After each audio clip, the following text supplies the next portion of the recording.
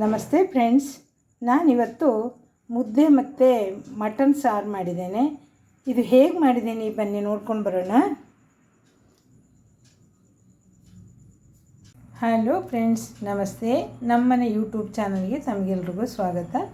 ನಾನಿವತ್ತು ಮಟನ್ ಸಾಂಬಾರು ಮಾಡಬೇಕು ಅಂತಿದ್ದೇನೆ. ಮಟನ್ ಸಾಂಬಾರು ಮಾಡಲಿಕ್ಕೆ ಇಲ್ಲಿ 3/4 kg ಮಟನ್ ತೊಗೊಂಡಿದ್ದೇನೆ.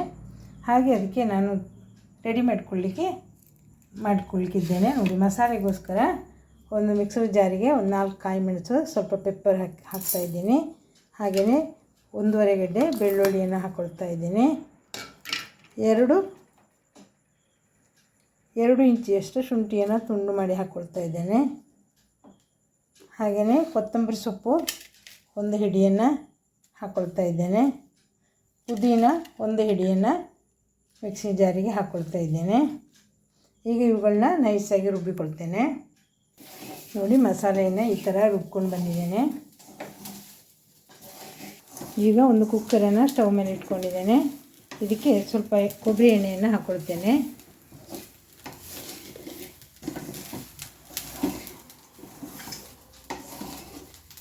ಒಂದು 4ರಿಂದ 6 ಸ್ಪೂನಷ್ಟು ಕೊಬ್ಬರಿ ಎಣ್ಣೆ ಹಾಕ್ಕೊಂಡಿದ್ದೇನೆ. ಎಣ್ಣೆ ಬಿಸಿ ಆಗ್ತಾ ಇದ್ದ ಹಾಗೆ ಒಂದು ಈರುಳ್ಳಿಯನ್ನು ಕಟ್ ಮಾಡಿ ಇಟ್ಕೊಂಡಿದ್ದೆ, ಅದನ್ನು ಹಾಕ್ಕೊಳ್ತಾ ಇದ್ದೇನೆ. ಈರುಳ್ಳಿ ಕೆಂಪಾಗ್ತಾ ಇದ್ದ ಹಾಗೆಯೇ ಸ್ವಲ್ಪ ಒಂದು ಸಣ್ಣ ಪೀಸು ಚಕ್ಕೆ, ಒಂದು 4 ಲವಂಗ, ಸ್ವಲ್ಪ ಕಸೂರಿ ಮೆಂತ್ಯೆಯನ್ನು ಇದಕ್ಕೆ ಸೇರಿಸ್ಕೊಳ್ತೇನೆ ಒಗ್ಗರಣೆಗೆ.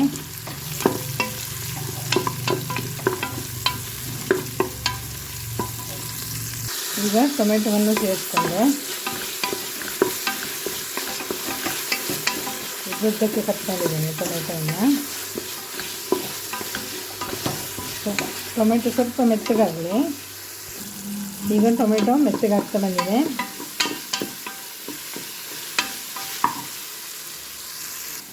ಈಗ ನಾನು ತೊಳೆದು ತಂದಿಟ್ಕೊಂಡಂಥ ಮಟನ್ ಮಾಂಸವನ್ನು ಇದಕ್ಕೆ ಸೇರಿಸ್ಕೊಳ್ತಾ ಇದ್ದೇನೆ.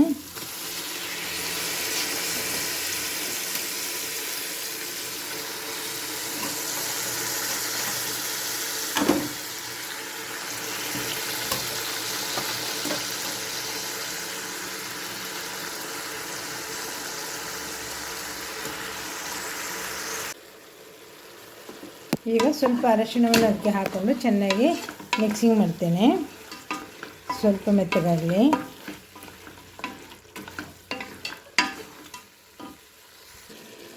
ಈಗ ನಾನು ಗ್ರೀನ್ ಮಸಾಲೆಯನ್ನು ಇದಕ್ಕೆ ಸೇರಿಸ್ಕೊಳ್ತೇನೆ. ಕೊತ್ತಂಬರಿ ಸೊಪ್ಪು, ಪುದೀನ ಹಾಗೆ ಶುಂಠಿ ಬೆಳ್ಳುಳ್ಳಿ ಹಾಕಿ ರುಬ್ಕೊಂಡಂಥ ಮಸಾಲೆ ಇದು. ಇದನ್ನು ಕ್ಲೀನಾಗಿ ಮಿಕ್ಸ್ ಮಾಡುವ. ಮಿಕ್ಸ್ ಮಾಡಿಕೊಂಡ ನಂತರ ಇದಕ್ಕೆ ಒಂದು ಸ್ವಲ್ಪ ಉಪ್ಪನ್ನು ಹಾಕ್ಕೊಳ್ತೇನೆ, ಮತ್ತು ನೋಡ್ಕೊಂಡು ಹಾಕುವ. ಈಗ ಒಂದಿಷ್ಟು ಉಪ್ಪನ್ನು ಹಾಕ್ಕೊಳ್ತೇನೆ, ಒಂದು 2 ಸ್ಪೂನಷ್ಟು. ಈಗ ನಾನು ಒಂದು ತೆಂಗಿನಕಾಯಿಯ ಅರ್ಧ ಭಾಗ, ಅಂದರೆ ಒಂದು ಭಾಗವನ್ನು ನೋಡಿ, ಇದು ಒಂದು ತೆಂಗಿನಕಾಯಿ ಇತ್ತು, ಇದರಲ್ಲಿ ಒಂದು ಭಾಗವನ್ನು ತುರ್ಕೊಂಡಿದ್ದೇನೆ.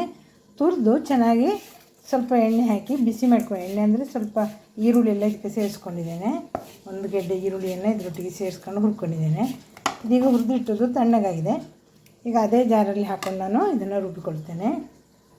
ನಾನೀಗ ತೆಂಗಿನಕಾಯಿನ ರುಬ್ಬುವಾಗ ತೆಂಗಿನಕಾಯಿ ಜೊತೆ 2 ಸ್ಪೂನಷ್ಟು ಅಚ್ಚ ಖಾರದ ಪುಡಿಯನ್ನು ಸೇರಿಸ್ಕೊಳ್ತಾ ಇದ್ದೇನೆ. ಹಾಗೆಯೇ 2 ಸ್ಪೂನು ಕೊತ್ತಂಬರಿ ಮತ್ತು ಜೀರಿಗೆ ಪೌಡ್ರನ್ನು ಹಾಕ್ಕೊಳ್ತಾ ಇದ್ದೇನೆ. 1 ಸ್ಪೂನಷ್ಟು ಹುಳಿಯನ್ನು ಹಾಕ್ಕೊಳ್ತೇನೆ. 2 ಟೊಮೆಟೊ ಹಾಕ್ಕೊಂಡಿದ್ದೇನೆ ನಾನು, ಹಾಗಾಗಿ ಸ್ವಲ್ಪ ಹುಳಿಯನ್ನು ಸೇರಿಸ್ಕೊಳ್ತಾ ಇರೋದು. ನೋಡಿ, ಮಟನ್ ಈ ಹದದಲ್ಲಿದೆ. ಇದಕ್ಕೆ ಈಗ ರುಬ್ಬಿಕೊಂಡು ಬಂದಂಥ ತೆಂಗಿನಕಾಯಿ ಮಸಾಲೆಯನ್ನು ಸೇರಿಸ್ಕೊಳ್ತೇನೆ.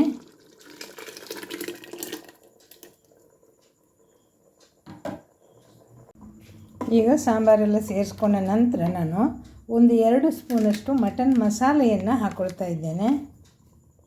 ಇದು ರೆಡಿಮೇಡ್ ಮಸಾಲೆ. ಇದನ್ನೀಗ ಕ್ಲೀನಾಗಿ ಮಿಕ್ಸ್ ಮಾಡ್ಕೊಳ್ತೇನೆ. ನೀರು ಎಷ್ಟು ಬೇಕೋ ನೋಡ್ಕೊಂಡು ಹಾಕ್ಕೊಂಡ್ರಾಯ್ತು. ಉಪ್ಪೆಲ್ಲ ಈಗಲೇ ನೋಡ್ಕೊಳ್ಳಿ. ಇನ್ನೀಗ ಇದನ್ನು ಮುಚ್ಚಿಟ್ಟು ನಾನು ಒಂದು 4 ವಿಸಿಲ್ ಹಾಕಿಸ್ತೇನೆ.